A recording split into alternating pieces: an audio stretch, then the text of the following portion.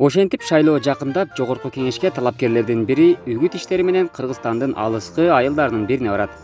Депутат: урматтуу калайык калкым, мен жогорку кеңешке сиздердин жаркын келечегиңиздер үчүн аттанып атам.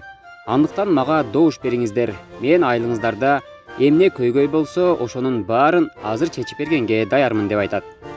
Аны уккан элдин арасынан бир аксакал чыгып: балам, бизде болгону эки гана көйгөй бар. Ошону чечип берсең, биз сени шайлайбыз дейт. Анда ойлонбой эле депутат: айтыңыз, ордунда чечип берем дейт. Аксакал депутатты карап: балам, айылда илгертен бери доктур жок дейт. Анда баягы депутат уюлдук телефонун алат дагы бирөөгө чалып, доктур боюнча маселени дайындайт дагы: болду аксакал, мен сүйлөшүп койдум, эртең айылыңыздарга доктур келип, сиздерди тейлеп баштайт дейт да, экинчи көйгөйүңүздөрдү айтыңыздар деп дароо сурайт. Аксакал депутатты мыйыгынан жылмая карап: балам, биздин айылда сотовый телефон тартпайт. Экинчи көйгөй мына ушул деген экен.